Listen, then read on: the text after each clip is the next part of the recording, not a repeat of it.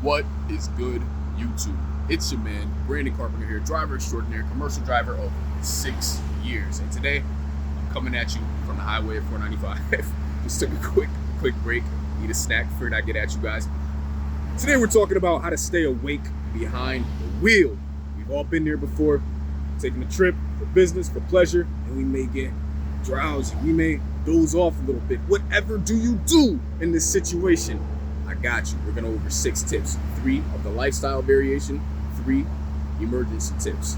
Take a look at my notes in case you want to screenshot them. Consistent sleep, eat, and exercise. Low stimulation for a portion of your drive. Content. And for emergency tips, we've got breathing, opening the door, and exercises. So, consistent sleep, diet, and exercise is critical. Take me, for example. I go to sleep 3 to 4 a.m. I get up 11 to 12 a.m. I will eat most of the time twice a day, sometimes 3, but most of the time twice a day. And I exercise like twice, maybe 3 times a week.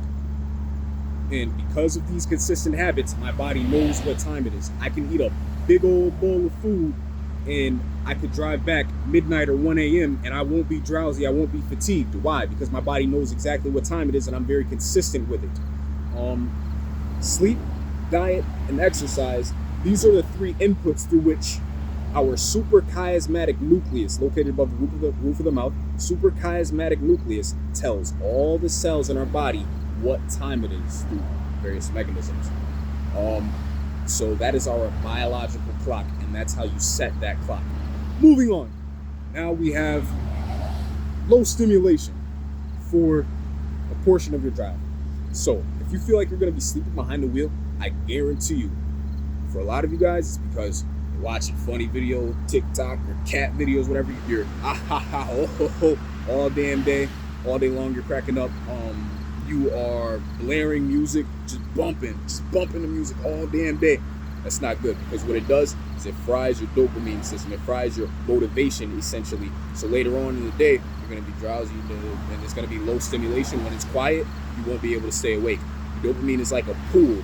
If you slosh all the water out of the wave pool, there's going to be no water in the pool remaining, so you will lack motivation later on in the day. So this is why I highly recommend silence for a portion of your drive. 30 minutes, an hour, whatever. Just create a nice baseline of peace and solitude.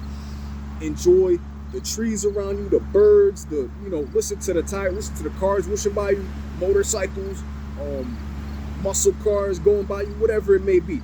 I drive an 09 Sterling tractor. Sometimes I just listen to the turbo. Sometimes going down the hill, I just enjoy the Jake brake. Sounds great, right? But it's all about being mindful and creating a baseline of peace. And this brings me to my next point. Then after some silence, a lot of times I will engage in listening to content. Keep your gears turning via learning. I'll tell you guys 2 people that I listen to on the regular. One, Marquette Devon Burton, that's a great entrepreneur. He goes over health, wealth, and relationships. Peace to the saints.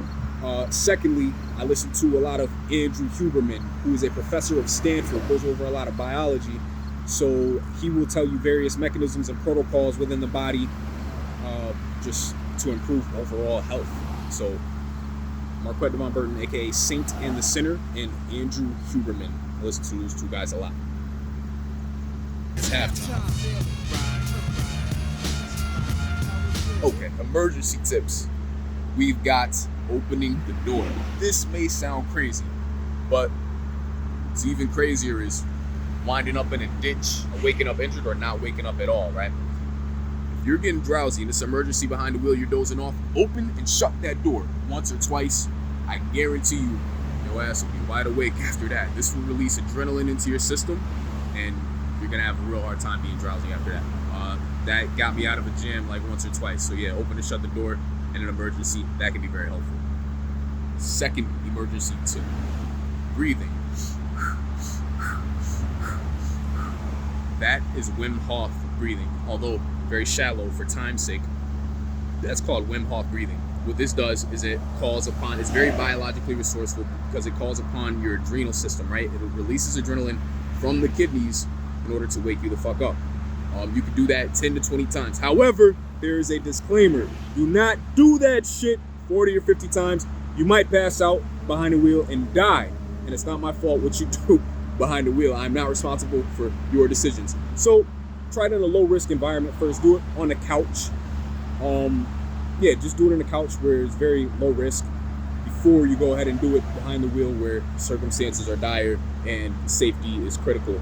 So yeah, Wim Hof breathing, rapid breathing, it hyper oxygenates the body in order to wake you up. So look that up. Last but not least, we have exercises. You can get yourself a donut, right? Not that kind of fat boy. A donut, a little ring, so that you can exercise the grip strength, or just get a traditional grip strengthener, and you can work on either 1, 2, or 4 fingers at a time. This is great because not only does it provide circulation and wake you the fuck up, but it will obviously help you build strength. So I mean, 2 birds with 1 stone. You exercising while you're working. That's health and wealth right there. It's a beautiful thing. So you can also do fighter pilots, what we call it. I actually scoped out the competition, man. I was looking on YouTube. Some old Russian guy, shout out, man. Thank you, by the way. Some old Russian head was saying that fighter pilots used to do this, saying they flex the shit out of their lower body. Then they flex the shit out of the core. Then they flex the shit out of the upper body for, I don't know, 10 to 20 seconds at a time. And once again, if you wake up the body, you're going to wake up the mind. So this is highly useful. And we're just going to call them fighter pilots, because, hey, if it's good enough for the military, then it's good enough for us. So, yeah, those are the 6 tips, guys. I'm going to show you the notes in case you want to screenshot that. That is all for now. Have fun. Be safe. Peace.